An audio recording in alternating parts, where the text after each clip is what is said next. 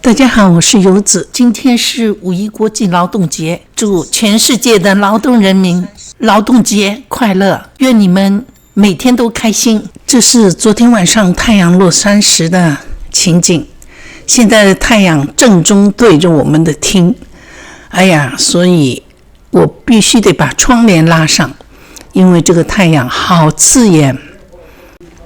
然后我跑去阳台，把这个情景给拍了下来。哇，就像一幅油画，好漂亮，这个颜色。每天都是不一样的风景，让我感觉非常的轻松，想着明天吃什么。朋友送了莴笋叶吃了，但是莴笋杆子我还没吃。今天就想做一个麻辣烫吧，冰箱里反正有什么我就拿什么。这是自己长出来的白芹菜，芹菜给它切了一段段，然后还有一些芋奶，今天把芋奶全都扒了。这里有点茼蒿跟西兰花苔，西兰花苔比较多，所以呢我只是拿了一小部分，留着明后天再吃吧，因为也已经很多了，一下子又吃不了的。地里挖的生菜还在冰箱里也没吃，要不明天吃吧。今天就把这些芋奶啊、芹菜啊、莴笋先放下去烧，另外我还泡了一点粉皮。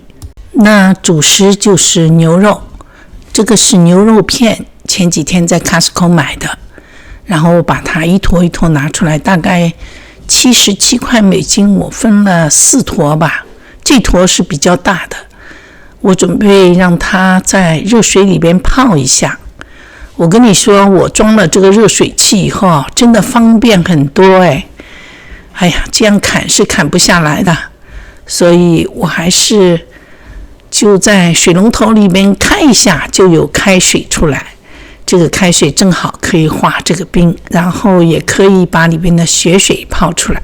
这个肉呢，它是可以涮火锅来吃的，它是牛排，把它切成这么薄的。我就喜欢吃稍微厚一点的，就是涮牛肉吧。但是我这个是麻辣烫，那就是放里边去煮的。我一个盆泡了牛肉，这个盆我就泡粉皮，就用这个开水，而且它这是纯净水所以我觉得就是很放心用的，不用我再去煮开水啦。其实煮开水煮完了，煮的这个容器就是煮几次以后，它就会一层白白的这种硬的印子在上面，很难洗，要用什么醋或者柠檬来泡的。但是这个是纯净水的开水很干净很干净，喝的味道也特别好。我现在每天都是喝这样的开水，因为喉咙里好痒老是要咳嗽。东西都已经切好了，我来煮麻辣烫。我放了一块海底捞的火锅底料，只放了一半然后把这些东西全都放下去，最后把芹菜也放下去。其实菜可以晚一点放但是这个芹菜我要它味道，所以呢我全都放下去了，给它稍微翻炒一下。然后我放了大概5碗水，因为我不希望水太多，所以用了一个小碗，一碗一碗的放，看它就是多少嘛。现在盖上盖，先让它煮开。它还没完全煮开，但是我可以把粉皮放下去了。放下去以后，我发现好像粉皮我泡的不够多那怎么办？再泡点粉丝吧。粉丝很简单，开水里一泡就可以放到这个锅里的。粉皮呢是还要泡一会儿的。现在牛肉已经化了，我给它切了3段，放了2坨进去，因为还有一坨我觉得太多了，放了明天看吧。炒这个西兰花苔也可以，然后炒教头也可以。哎呀，终于把这个汤全都煮开了。其实这一锅东西很多的，我准备今天明天都吃这个，不吃米饭。但是这 Sam， 哎呀，我要吃米饭呀，我要吃米饭。哎呦，吵死了，给他。我想算了，那就给他煮米饭吧。只要我能忍住不吃，我就给他煮了那个健康的米饭。那个健康米饭呢，他说比白米饭好吃，他说嚼起来很香。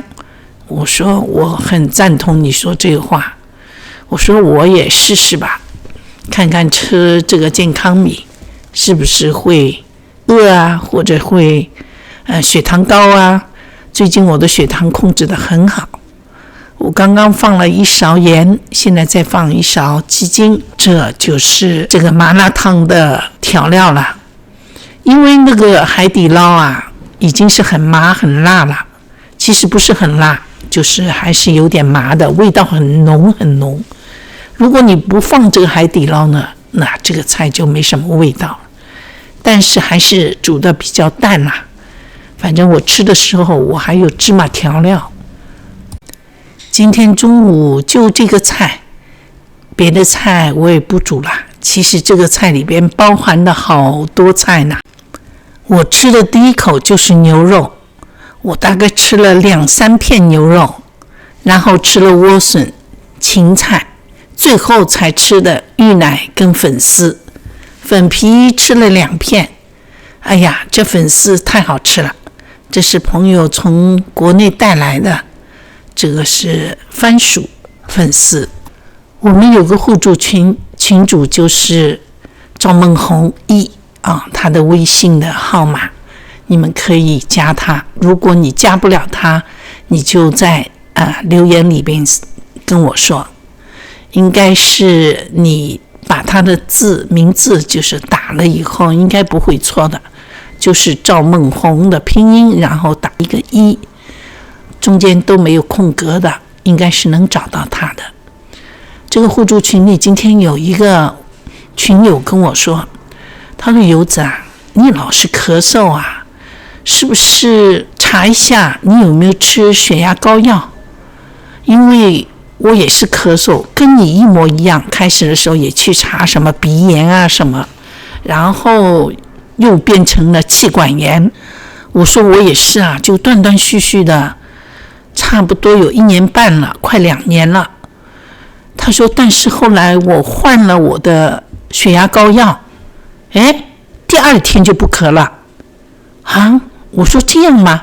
他说你去查一下你的血压高药是不是有副作用是咳嗽的。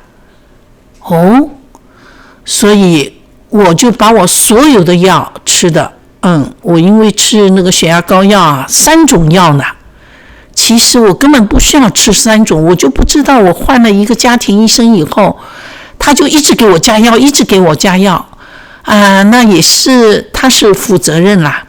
那问题是出在我身上，我每次到医院我就紧张，一紧张血压就高，一高他就给我加药，所以我看了他2年，他就把我的药全都换了。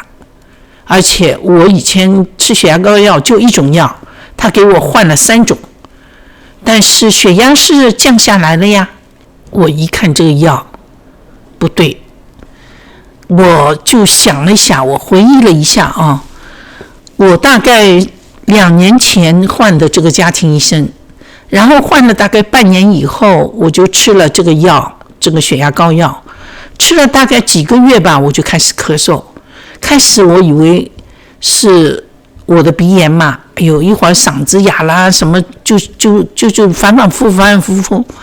后来他就送我去专家门诊，去看专家门诊，那个医生看了说，你要不要查你是什么东西过敏？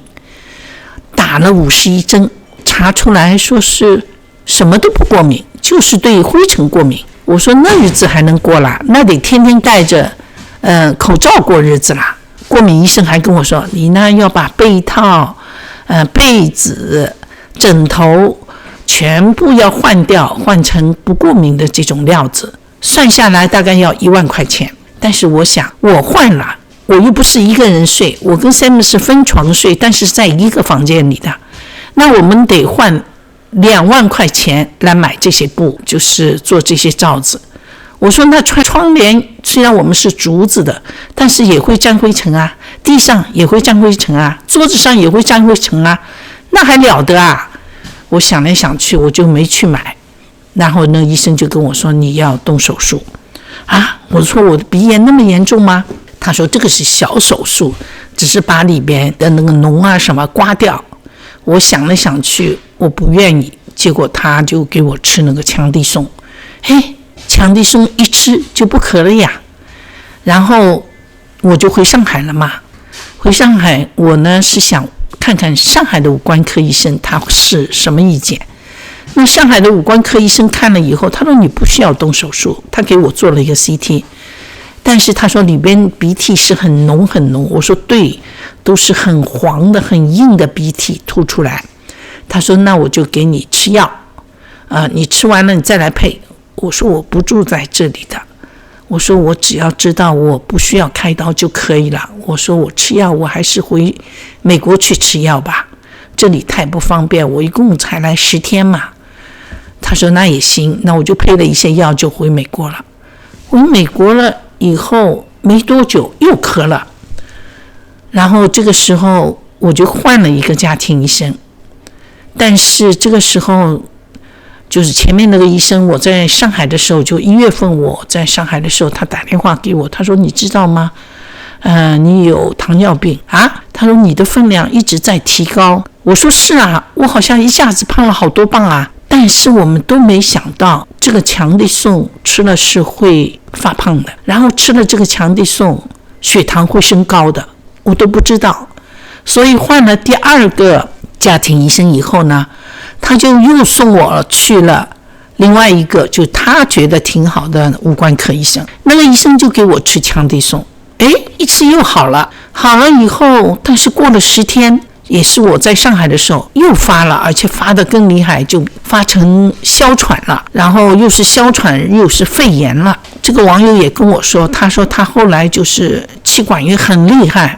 所以呢我当时的感觉就是医生叫我吃什么我就吃什么呗。回来以后医生又给我吃强地松，又好了。好了以后过了10天又发了，我又去看，然后这个医生说我要送你到胸科医生，就是你的肺是不是有问题。那送我去胸科医生了以后，胸科医生说你吃强地松效果好不好啊？我说挺好的，那再吃。那前面这个医生给我2次强地松都是吃10颗，第一个医生给我的强地松是1天吃7颗，然后第2天吃6颗，慢慢减少，吃的我就是红血球白血球都不正常了。那换了这个医生以后，就换了那个胸腔医生嘛，吃了15天药是不咳了呀，但是查出来我的血糖很高，然后又去看糖尿病医生，看了糖尿病医生，那个医生说不对，你好像以前没有糖尿病的。他说你在吃什么药？他一看，他说你在吃克地松啊？我说对呀，我说我不止吃1次了，我吃了这个是第4次了，而且是在这1年半里边。他说怪不得这个会引起血糖高的，你现在必须得吃2型糖尿病的血糖药让它压下去。那我现在吃了差不多快1个月了，血糖是正常的呀，但问题是我的咳嗽又回来了。所以这个网友跟我说他因为吃了个血压高药所以咳嗽的。我的血压高呢是先天性的，就是我爸爸给我的，40岁开始我就吃血压高药，而且现在好像越吃越高了，就是因为这个医生他一定要叫我吃高一点，说我每次查都那么高。其实我在想我在吃血压高药的时候就没有去查一下它的副作用。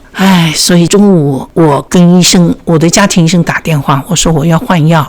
他们医院有规定，这是护士接的电话我打了3个电话。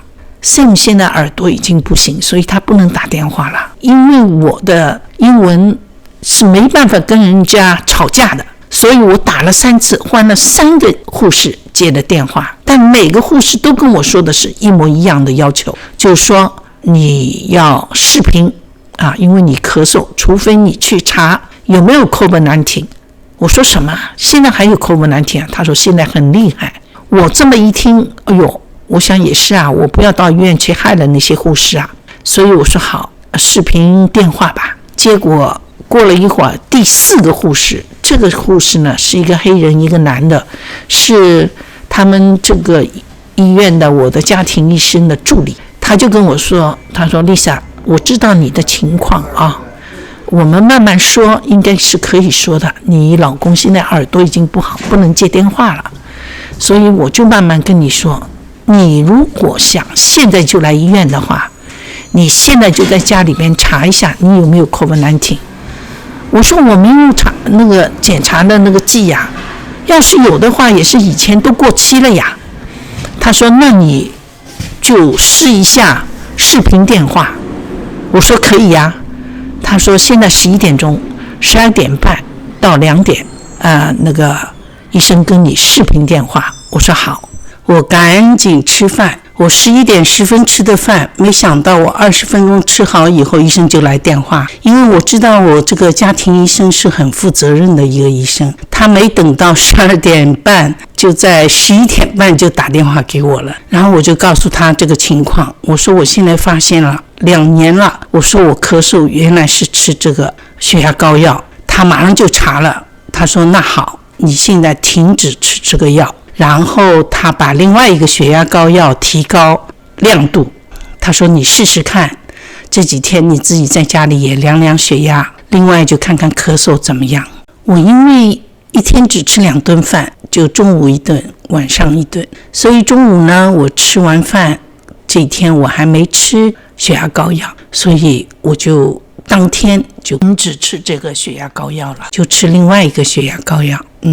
那个血压高药我查了，它不会引起咳嗽。后来另外一个群友也告诉我了，他说别的血压高药我们吃了都会咳嗽，只有这一个就是这个血压高药，他们现在在服的都不咳嗽了。当时医生还跟我 argue， 就说哎呀，对，他是说会咳嗽，但是这个咳嗽就是干咳，就是这样。我说不是的，你看看他解说，他说他会只引起像感冒一样，就是流鼻涕啊，流眼泪啊。我那天眼睛肿也是因为这个鼻涕倒流到我的眼睛，就是引起眼睛发炎。他一听我这么一说，他就说好，那你停止。我说我想试试。他说好，反正这几天我是停止吃药了。这是昨天发生的事嘛。但是很明显，我昨天晚上开始咳嗽就好很多了，一晚上让我狠狠地睡了一觉。虽然鼻子还有点塞，我喷了一些药，但是没有咳得很凶。白天起来呢，我是觉得我喉咙有点痒，所以有点小咳，但是没有像之前又是眼泪又是鼻涕，咳得真的可以把饭都吐出来的这种感觉没有了。